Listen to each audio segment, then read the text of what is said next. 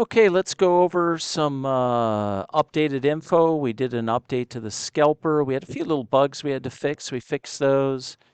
I incorporated the on-off buttons, uh, long and short, or if we click on it, you can have long only mode, or click on it again, have short only mode. We have a flatten button that I wanted. We got some other additional items that are coming out next from traders that have given us information that I think is really smart for us to incorporate. So anyhow, yeah, we're continuing to accelerate adding additional features and related to the overall Scalper, which we now have released, the fully automated strategy that works off our grid Renko, and it works off of our iGrid Scalper indicator. So there's two type of trades we can do, and this was out of the US session open. So the first part of the morning was short on the flip to flip trade, nothing there.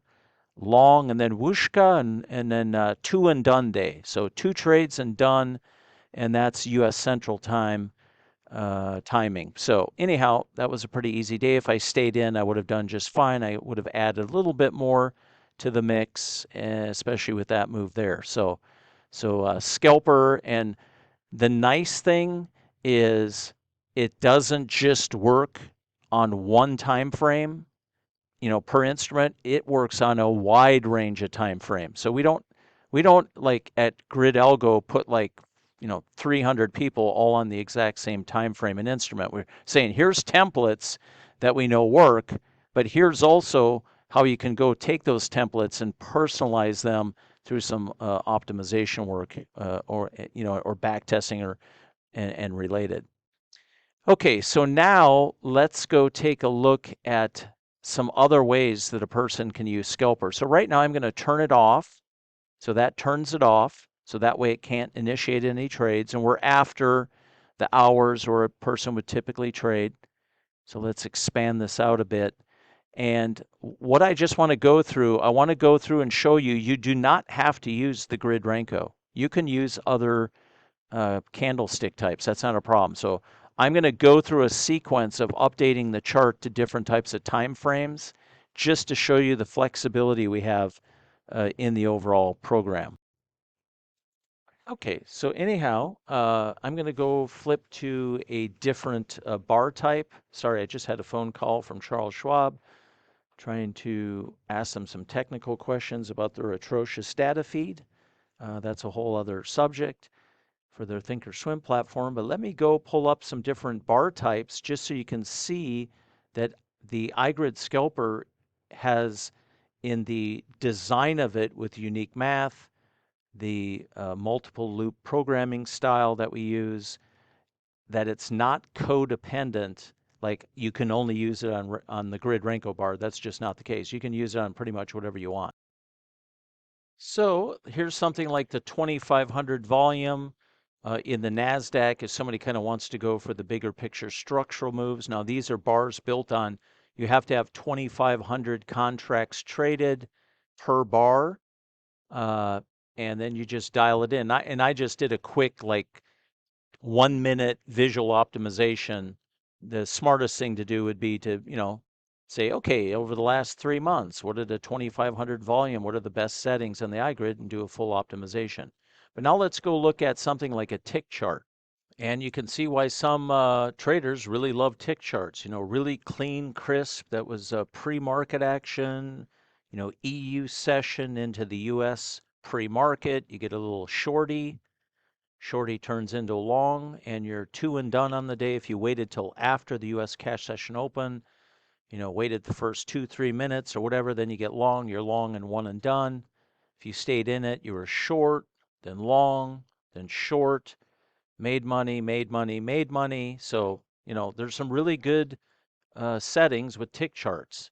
The beauty of the iGrid system, this isn't old school indicator crap using old math. There's a method to the madness and how it's designed so that my indicator can do a couple of things different that other indicators can't. I can absorb and understand cyclical rotational activity and price even on a micro time frame, meaning I'm not like doing swing trading. I'm doing intraday quick scalping or scalping operations. So my indicator can do a better job reading this type of cyclical price activity that you definitely get in something like the NASDAQ, and you can definitely get it in the ES. Gold has these periods where it just jumps around, and then for 3 hours it just rocket rides. That's what you want. You want your iGrid to say stay short, stay short, stay short. Okay, now you can get long. Okay, now you get long. You know what I'm saying? It's just you have to be able to not keep going long, short, long, short, long, short, and then long. You want to minimize yourself getting flipped back and forth in trades that aren't a committed move of momentum yet by price for automation and for manual discretionary trading. And I can't emphasize that enough. So my indicator, the way I built it, can understand cyclical price action better than a typical indicator.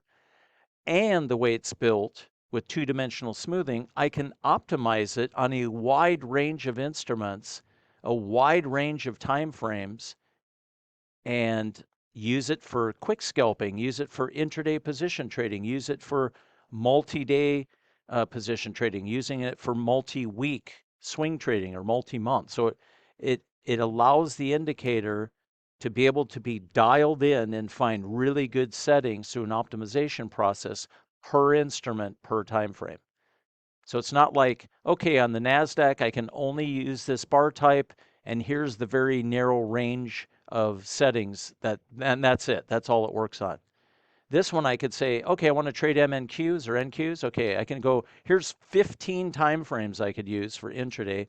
Here's about 20 different settings that'll get me profit factors in the 2.9s to the 4s, and there's some that are even beyond that on some instruments. But I'm just saying where you can get something dialed in that's pretty good, pretty quick. So that is in the indicator. And another thing that's in the indicator that institutional groups make it absolutely important that they incorporate into any technical indicators that they use in automation. The indicators have to have math on board that allows the indicator to rapidly auto adapt to rapid changes in volatility, whether volatility does a big spike or volatility is high and maybe does a quick collapse. So your indicators have to have an ability to auto adapt to rapid changes in volatility. I almost never hear any retail trader level system builders ever talk about that. That's something known on the institutional side. So I make sure, whether it's been adaptive price bands that I built in the past going forward, in many, many years now, gosh, it's been like 8 years, I don't build anything unless there's aspects of the construction of the indicator that can auto adapt to rapid changes in volatility. That way, I don't trade something that works for 3 months and then it suddenly stops working. Those systems weren't built with math and programming mechanisms to make the indicator responsive to price action in a way that it can auto adapt and understand that price is going and the patterns of price are going through a rapid volatility increase or a rapid volatility collapse, or even one that just happens slowly, maybe over the period of a month. So the iGrid and the way it was built to be able to understand that those are realities of the market so that something that works now doesn't stop working 3 months from now. Okay, let's look at one other time frame. And you can use time-based charts. I got guys on 15-second charts, 30-second, a lot on 1 minute. Especially like the 30-second and 1 minute charts, you can go for a tad bit more on the what I would call intraday position type approach where you're trying to catch the bigger picture structural moves. That short lasted for quite a while, started getting a bunch of higher pivot lows. Not surprising, it flipped and then ran a bit. So it's has so much flexibility, and it's all capable because of the way that the indicator is built. It's built different.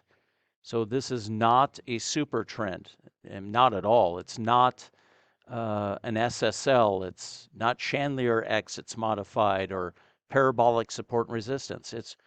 It's original, brand new design, taking components of other indicators, putting different types of math in them, using a bit of a different programming style on how we interpret what price is doing, plugging that all together and making something that's original. That's why the iGrid system works and why it has so much flexibility, and in the end is a really good system so that everybody isn't all doing the same thing off all trading their prop accounts. Everybody can be 1 or 2 degrees of separation from the next guy and the next guy or the next gal and the next gal. So it's easy to take a template and then personalize it so you know your fills, when you get in, when you get out, what you're doing is never going to be exactly the same as somebody else, which is important so you never get an account disqualified, especially something that's live. So tick charts, time-based charts, you can use Renkos, you can use range bar, you can use Ninja Renko, this guy's Renko, that guy's Renko. You can use our grid Renko, and so on and so on. Lots of flexibility in the system. So iGrid program, we're all about fully automated prop trading, how to set it up the right way. The Scalper is all about working momentum flips from upside momentum to downside momentum to upside to downside. We call that the flip to flip trade. And then the other is what we call entry option one. Quick scalping, lift off entry option one signals and uptrending markets. We have a lot of flexibility there. Quick scalping, kickbacks against a downtrend and downtrending markets, uptrending, and so on and so on. And that's all adjustable too.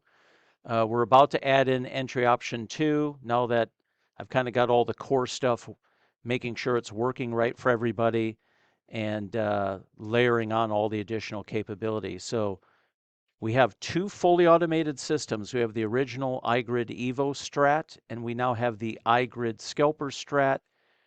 2 different ways to trade the market, one a little more scalping oriented, one more, I would say, intraday position trading to swing trading oriented.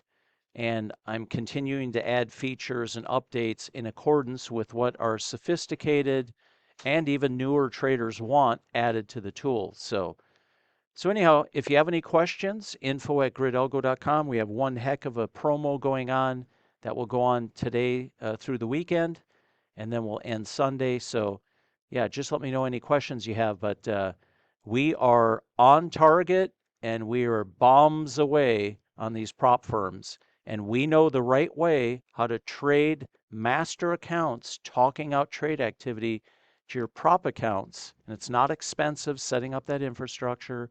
So you can go attack your prop accounts fully automated and let the automation do the work for you, not you having to figure out what day. Do I go long? Do I go short? And all that. Forget that. Focus on what type of time frames and settings do you like the best? What fits your style most? Then you sit back and overwatch the automation and go for daily profit objectives in a very systematical, methodical, and boring approach to trading. And that's in the end that, what ends up working best.